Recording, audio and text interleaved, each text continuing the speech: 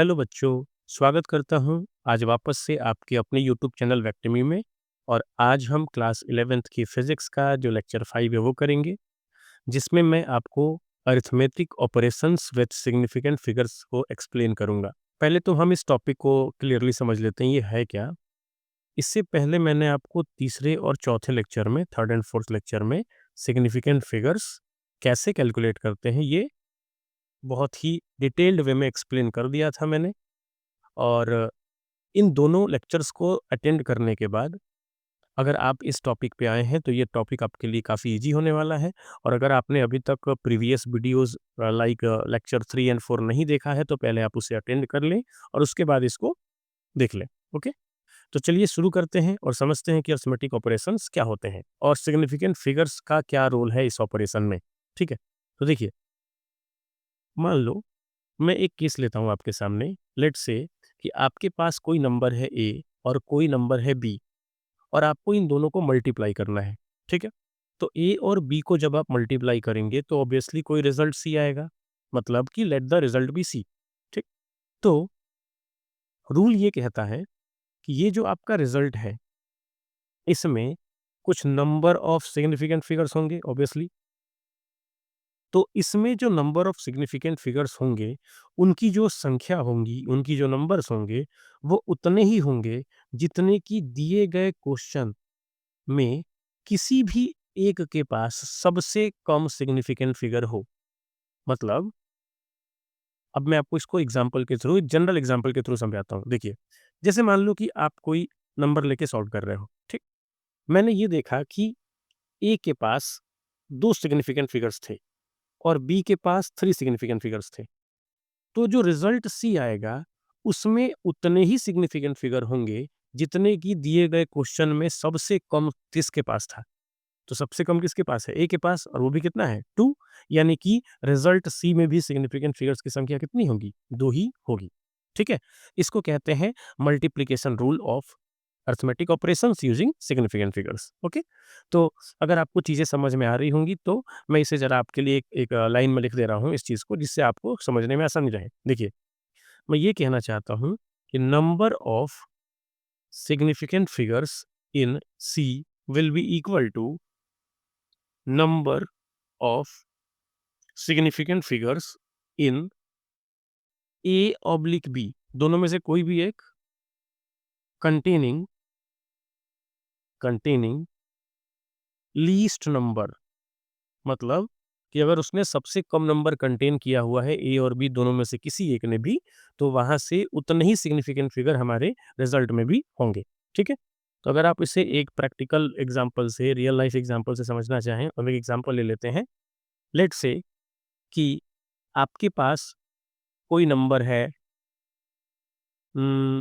Let's say कि आपके पास एक एग्जांपल है जिसमें आपको दिया हुआ है मास, और मास की वैल्यू दी गई है 4.237 ग्राम। ठीक है, ये मैंने आपके लिए एनसीईआरटी का ही एग्जांपल लिया हुआ है। और जो आपकी वॉल्यूम दी गई है वो दी गई है 2.51 सेंटीमीटर क्यूब। ठीक है, अच्छा, अगर मैं आपसे पूछूं कि इसकी मास डेंसिटी क्या है, तो आपने पढ़ा होगा कि डेंसिटी का फॉर्मूला होता है मास डेंसिटी का, मास पर यूनिट वॉल्यूम। तो यहाँ आप मास के प्लेस पे क्या रखेंगे? 4.237, and in the place of V you will write 2.51। ठीक है, और जब आप इसको नॉर्मल अपने डिवीजन मेथड से आप इसको डिवाइड करेंगे तो इसका रिजल्ट कुछ ऐसा आने वाला है, 1.688 047 डॉट डॉट डॉट, ये अभी आगे चलता जाएगा। ठीक है, तो ऐसा आपका कुछ रिजल्ट आएगा इन ग्राम पर सेंटीमीटर क्यूब। अब यहाँ पे लॉजिक ये है कि हम इतना बड़ा रिजल्ट अपने आंसर में रख नहीं सकते। ठीक है, क्योंकि कैलकुलेशंस हमारे लिए काफ़ी कॉम्प्लिकेटेड हो जाएगा। तो हमें इस पूरे रिजल्ट को छोटे में कन्वर्ट करना होगा, शॉर्ट में कन्वर्ट करना होगा। तो मैंने अभी आपको रूल बताया कि जब आप मल्टीप्लाई करो, या फिर आप ये भी ध्यान रखें, चाहे आप डिवाइड करें, हम यहाँ पे दोनों केस लेके चल रहे हैं, A divided by B is equal to C. तो दोनों केस में जो रिजल्ट में सिग्निफिकेंट फिगर होगा, इस रिजल्ट में जो सिग्निफिकेंट फिगर होगा वो उतने ही होंगे जितने दिए गए क्वेश्चन में सबसे कम था। तो दिए गए क्वेश्चन में सबसे कम किसके पास था? देखिए, यहाँ पे जो आपको वॉल्यूम दिखाई दे रहा है इसमें सिग्निफिकेंट फिगर्स की संख्या 3 है, और जो आपका मास दिखाई दे रहा है यहाँ पे सिग्निफिकेंट फिगर्स की संख्या कितनी है? 1 2 3 4। तो सबसे कम तो 3 है ना, यानी कि हमें रिजल्ट में भी कितने चाहिए, 3 चाहिए। अब मुझे इस पूरे टर्म को केवल, अगर मुझे इनमें से 3 टर्म लेने हैं, 3 डिजिट्स लेने हैं, तो मुझे बाकी सबको हटाना होगा, और बाकी सबको हटाने के लिए हमें इनका राउंड ऑफ करना होगा। अब जो राउंड ऑफ करने का प्रोसीजर है वो मैं आपको अभी इसी वीडियो में आगे समझाने वाला हूँ, जिससे कि हमारा ये पूरा टॉपिक क्लियरली आपको समझ में आ जाए, ठीक है? लेकिन अभी के लिए मैं डायरेक्टली आपको एक चीज़ बता देता हूँ कि जब आप इसको राउंड ऑफ करेंगे 3 डिजिट्स तक, तो इसका जो आंसर आएगा वो आएगा 1.69 ग्राम पर सेंटीमीटर क्यूब, ठीक है? अब आप चाहें तो रिज़ल्ट चेक कर सकते हैं कि जो हमारा रिज़ल्ट निकल के आया है उसमें जो सिग्निफिकेंट फिगर्स हैं वो कितने हैं? 3 हैं, और जो हमारा क्वेश्चन था उसमें भी सबसे कम सिग्निफिकेंट फिगर्स कितने थे? 3 थे, ठीक है? चलिए, उम्मीद करता हूँ कि आपको ये चीज़ समझ में आई होगी कि अगर हम मल्टीप्लाई या डिवाइड करें तो number of significant figures in C कितने होंगे, ठीक है? तो अभी आप वीडियो को पॉज़ करके इसे नोट कर लें, फिर हम बढ़ते हैं अपने अगले कॉन्सेप्ट की तरफ, जिसमें हम 2 नंबर्स को ऐड या सब्ट्रैक्ट करके देखेंगे कि उनका रिज़ल्ट हम किस बेस पर लेते हैं, ठीक है? तो देखिए, सेकंड केस में मैं आपको बताऊँगा एडिशन के लिए कि अगर आप 2 नंबर को ऐड करें और आपको रिज़ल्ट सी मिले, या फिर आप 2 नंबर को माइनस करें और उसका रिज़ल्ट सी मिले, तो उस केस में significant figures in the results कितने होंगे? या फिर हम रिज़ल्ट को किस बेस पर लिखते हैं? तो देखिए, जो भी रिज़ल्ट आपका सी आएगा व्हाइल एडिंग और सब्ट्रैक्टिंग, उस रिज़ल्ट में पॉइंट के बाद यानी डेसिमल के बाद उतने ही डेसिमल प्लेसेस होंगे जितने कि दिए गए क्वेश्चन के पास सबसे कम था। मतलब, मैं अगर एक जनरल एग्जांपल के थ्रू समझाऊं, तो मान लो कि आपने जो नंबर लिया है ये ए, अगर उसके पास डेसिमल के बाद 1 2 3 4 टोटल 4 डिजिट्स अवेलेबल है in the given number, okay, और जो पॉइंट जो आपने बी नंबर लिया है उसमें डेसिमल के बाद ओनली 1 एंड 2, केवल दो ही नंबर, दो ही डिजिट अवेलेबल है, तो जो आपका रिजल्ट सी होगा उसमें भी डेसिमल के बाद केवल 2 ही नंबर होना चाहिए।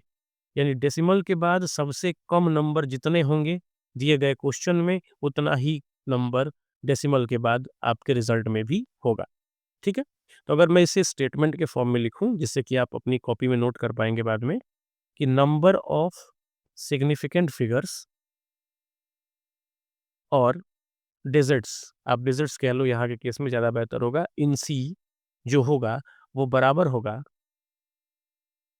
The least number of digits after decimal places, after decimal places given in question. यानी कि सवाल में पॉइंट के बाद डेसिमल के बाद सबसे कम डिजिट जिसमें दिए होंगे उतने ही डिजिट आपके आंसर में भी होने चाहिए, ठीक है? चलिए इसको एक एग्जांपल समझ लेते हैं, जिससे कि आपको इसे बेहतर समझ में आ जाएगा। देखिए एग्जांपल, अगर मान लो कि आपके पास 3 नंबर दिए हुए, 3 मासेस हैं ये, 436.32 ग्राम, और आपको ऐड करना है इसमें 227, यानी कि 227.2 ग्राम एंड 0.301 ग्राम, ठीक है? तो जब आप इन तीनों को, मतलब मुझे इन तीनों को एग्जैक्टली यहाँ पे ऐड करना है, तो अगर मैं इस एंड को हटा के यहाँ पे प्लस यूज करूं, तो अगर मैं इन तीनों को ऐड करता हूं तो जो मेरा रिजल्ट होगा वो कुछ ऐसे आएगा। देखिए, 663.821 ग्राम, ये कुछ ऐसे रिजल्ट आएगा। बट मैंने अभी कुछ देर पहले आपको बताया कि जब भी आप एडिशन या सब्ट्रैक्शन करेंगे तो आपको चेक करना होगा कि दिए गए क्वेश्चन में डेसिमल के बाद सबसे कम नंबर, सबसे कम डिजिट किस में है। तो अगर आप इसे ध्यान से देखें, तो इस दिए गए नंबर में डेसिमल के बाद कितने डिजिट हैं? 2 डिजिट है। अगर आप इस नंबर को चेक करेंगे तो डेसिमल के बाद कितने डिजिट हैं? केवल 1 डिजिट है। और इस नंबर को चेक करेंगे तो डेसिमल के बाद टोटल 3 डिजिट है। तो ओवरऑल इस नंबर में डेसिमल के बाद सबसे कम डिजिट है और वो भी कितना है? केवल 1। यानी कि हमारे दिए गए आंसर जो हमारा रिजल्ट आएगा उसमें भी डेसिमल के बाद केवल 1 नंबर मौजूद होगा, ठीक है? तो अब फिर से वही बात आ गई कि अगर आपको डेसिमल के बाद केवल 1 नंबर रखना है तो आपको इस दिए गए नंबर को राउंड ऑफ करना होगा। राउंड ऑफ कहाँ तक करना होगा? पॉइंट के बाद केवल 1 नंबर तक। तो मुझे इस 2 और 1 को रिप्लेस करना होगा, यानी हटाना होगा यहाँ से। तो अगर आप इसको हटाना चाहेंगे, तो इसको हटाने का एक प्रोसीजर है, जो कि मैं अभी आपको पहले भी बता चुका हूँ कि मैं अभी वीडियो के लास्ट में ये चीज़ आपको एक्सप्लेन करने वाला हूँ, ठीक है? तो जैसे ही आप इसको राउंड ऑफ करेंगे, तो जो आपका सिंप्लीफाई होके जो आपका आंसर आएगा, वो आएगा 663.8 ग्राम। यानी कि आपके दिए गए क्वेश्चन का, आपके दिए गए स्टेटमेंट का जो आंसर होगा, वो 663.8 होगा। और अगर आप ध्यान से नोटिस करें, ऑब्जर्व करें, तो आप देख पाएंगे कि इस दिए गए नंबर में जो डेसिमल के बाद कितने डेसिमल प्लेसेस हैं, मतलब कितने नंबर हैं, केवल एक। ठीक है, जैसा कि आपके दिए गए क्वेश्चन में था। ठीक, तो अब अगर आपको ये चीज़ समझ में आ गई है, तो वीडियो को पॉज़ करके आप इसे नोट कर लें, क्योंकि अब इसके बाद मैं आपको समझाने वाला हूँ कि जो मैं मल्टिप्लिकेशन करते समय, डिवीज़न करते समय, या फिर अभी जो मैंने एडिशन या सब्ट्रैक्शन किया, मैंने इन दोनों केसेस, चारों केसेस में राउंड ऑफ किया।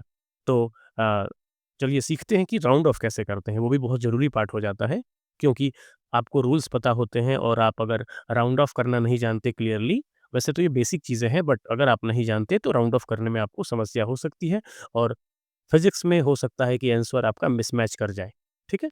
तो चलिए सीखते हैं कि राउंड ऑफ कैसे करते हैं। चलिए देखिए, अब हम राउंडिंग ऑफ द डिजिट्स को समझने वाले हैं। अब इसमें मैं आपको टोटल इस पूरे टॉपिक को 3 हिस्से में डिवाइड करके समझाऊँगा, जिससे कि आपको कॉन्सेप्ट समझने और न्यूमेरिकल्स में अप्लाई करने में कोई इश्यू ना हो। तो देखिए, पहला केस, अगर आप उस नंबर को हटाना चाहते हैं जो कि 5 से बड़ा है, मतलब कि if number that is to be replaced is greater than 5, तो अगर आप ऐसा करते हैं, तो जो आपका प्रीसीडिंग डिजिट होगा, PRECEDING, प्रीसीडिंग डिजिट जो होगा, आप उसमें क्या कर देंगे, +1 कर देंगे। मतलब ओवरऑल पीछे वाले नंबर को आप 1 से इंक्रीज कर देंगे, ठीक है? चलिए इसका एग्जांपल से मैं आपको समझाता हूँ। एग्जांपल, जैसे लेट्स से कि आपके पास कोई नंबर है 1.47, ओके? और आपको कहीं से पता चला कि इस 7 को आपको रिप्लेस करना है, यहाँ से हटाना है, यानी कि राउंड ऑफ करना है। तो अगर आप ऐसा करते हैं, राउंड ऑफ इस केस में, तो आप देख पा रहे होंगे कि जो 7 ये नंबर है, ये 5 से बड़ा है, 5 से बड़ा है ये, और इसका प्रीसीडिंग डिजिट कौन-सा है, 4। तो आप 4 में क्या करेंगे, +1 कर देंगे, जैसा कि मैंने आपको अभी बताया था। तो जो आपका आंसर होगा वो कितना आ जाएगा, 1.4 में 1 जोड़ देंगे तो 5, और ये क्या बन जाएगा, 0। यानी कि राउंड ऑफ होने के बाद जो ये नंबर आ गया, वो आ गया 1.50, ठीक है? जिसे आप मैथमेटिकली 1.5 भी कह सकते हैं, ओके?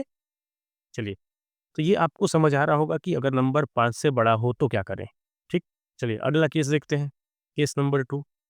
अगर आपका नंबर, दिया गया नंबर 5 से छोटा हो, मतलब if the given number is less than 5, तो उस केस में जो आपका प्रीसीडिंग डिजिट होगा, preceding digit remains same, means कि उसमें कोई चेंज नहीं होता, ठीक है? तो अब देखते हैं ये कैसे चेंज नहीं होगा, एग्जाम्पल के थ्रू समझते हैं। तो देखिए, एग्जाम्पल, लेट्स से कि द गिवन नंबर वाज 1.51, ठीक है? और आपको इस 1 को रिप्लेस करना है, राउंड ऑफ करना है। तो इस केस में आपको पता है कि जो 1 है आपका, वो 5 से छोटा है। तो इस केस में जो आपका प्रीसीडिंग डिजिट पहले से 5 है, वो 5 ही रह जाएगा, यानी कि इसका आंसर जो निकल के आएगा वो क्या आएगा, 1.50 ही आएगा, ठीक है? अच्छा, पहले हम केस नंबर 3 भी देख लेते हैं एक ही साथ, और उसके बाद तीनों को एक साथ समराइज़ कर देंगे। तो देखिए, केस नंबर 3 ये कहता है कि अगर आपका नंबर जो आपको रिप्लेस करना है वो 5 के इक्वल है, तो क्या करेंगे? मतलब 5 से अगर बड़ा है, 5 से अगर बड़ा है तो समझ में आ रहा है कि 1 जोड़ देंगे। 5 से अगर छोटा है तो समझ में आ रहा है कि उसको ऐसे ही छोड़ देंगे। लेकिन अगर दिया हुआ नंबर ही 5 हो तो उस केस में क्या करेंगे? तो ऐसी परिस्थिति में आपके पास टोटल 2 केस बनते हैं, ठीक है? सबसे पहला केस है कि अगर आपका प्रीसीडिंग डिजिट जो है, मतलब कि मैं पीडी को, मतलब प्रीसीडिंग डिजिट को मैं पीडी से डिनोट कर रहा हूँ, ओके? तो जो आपका पीडी है, प्रीसीडिंग डिजिट है, हो सकता है कि वो ऑड हो, वो एक ऑड नंबर हो, ठीक है? और सेकंड केस ये भी हो सकता है कि जो आपका प्रीसीडिंग डिजिट हो, वो एक इवन नंबर हो, ठीक है? तो अगर आपका प्रीसीडिंग डिजिट, पहला वाला केस यानी कि ऑड नंबर होता है, तो आप उसमें +1 कर देते हैं, और अगर इवन होता है तो उसको ऐसे ही छोड़ देते हैं, यानी कि रिमेन्स सेम, ठीक? अब आपको ये चीज़ बेहतर तब समझ में आएगी जब मैं आपको एग्जांपल के थ्रू समझाऊँगा। तो देखिए, मैं यहीं पे एग्जांपल समझा रहा हूँ आपको। जैसे कि लेट्स से आपको एक नंबर 1.35, ठीक? इसमें से आपको 5 को राउंड ऑफ करना है। तो आप देख पा रहे हैं कि जो राउंड ऑफ करने वाला नंबर है वो तो 5 है, ठीक? ये नंबर जो है वो क्या है? 5 है और इसके जो पीछे नंबर है, जो इसका प्रीसीडिंग डिजिट है वो एक ऑड नंबर है। तो ऑड होगा तो क्या करेंगे? +1 कर देंगे, यानी कि ये नंबर राउंड ऑफ होने के बाद कुछ ऐसे कन्वर्ट हो जाएगा 1.40 में। तो ये हो गया आपका राउंडेड ऑफ नंबर, ठीक? लेकिन यही केस अगर हम यहाँ पे देखें, एक और एग्ज़ाम्पल ले लेते हैं इसके लिए। देखिए 1.45 और इसमें भी आपको 5 को ही राउंड ऑफ करना है। तो इस केस में क्या होगा? आप देख पा रहे होंगे कि जिस नंबर को राउंड ऑफ करना है वो 5 है और इसके पहले जो नंबर है दैट इज़ प्रीसीडिंग डिजिट वो क्या है? 4 और 4 एक कौन-सा नंबर है? Even number. और इवन नंबर के केस में हम क्या करते हैं? डिजिट को ऐसे ही छोड़ देते हैं, जो है उसी को उसी रहने देंगे। यानी कि इस केस में जो इसका सॉल्यूशन होगा वो होगा 1.40, ठीक? तो अब आप ध्यान से ज़रा इन दोनों केस को देखिए। यहाँ पे दिया हुआ नंबर था 1.35, तो भी इसका राउंडेड ऑफ जो रिज़ल्ट था वो आया 1.40 और अगर क्वेश्चन था 1.45, तो इसका राउंडेड ऑफ रिज़ल्ट भी कितना आया? 1.40। यानी दोनों केसेस में जो रिज़ल्ट आ रहा है वो सेम आ रहा है, ठीक? आप यहाँ भी देख पा रहे होंगे कि दिया हुआ नंबर 1.47 था, लेकिन चूँकि नंबर 5 से बड़ा था जिसको हमें हटाना था, तो यहाँ पे रिज़ल्ट कितना आया? 1.50। और जब नंबर 1.51 था और दिया हुआ जो नंबर था जिसे हमें रिप्लेस करना था वो 5 से छोटा था, तो उस केस में हमने नंबर को ऐसे ही छोड़ दिया, तो यहाँ पे रिज़ल्ट कितना आया? 1.50। ओवरऑल अगर आप इन तीनों चीज़ों को आपस में समराइज़ करें, तो आप रिज़ल्ट के बेसिस पर ये समझ सकते हैं कि किस केस में कौन-सा केस, कौन-सा आउटकम आने वाला है। ठीक है? तो अब आप कभी भी अगर अरिथमेटिक ऑपरेशंस करते हैं, तो उस केस में रिज़ल्ट्स को अपने अकॉर्डिंग जो है वो राउंड ऑफ कर सकते हैं। राउंड ऑफ करने के मैंने रूल्स आपको बता दिए हैं। ठीक? तो अब आप वीडियो को पॉज़ करके इसे नोट कर लें। ठीक है? तो उम्मीद करता हूँ कि आपको आज का पूरा लेक्चर अच्छे से समझ में आया होगा। अगर आपको वीडियो अच्छा लगा हो तो इसे लाइक ज़रूर करें और इसे शेयर भी करें और चैनल को सब्सक्राइब करके बेल आइकन ज़रूर प्रेस करें, जिससे कि आपको रेगुलर अपडेट्स मिलते रहें। थैंक यू और मिलते हैं अगले लेक्चर में।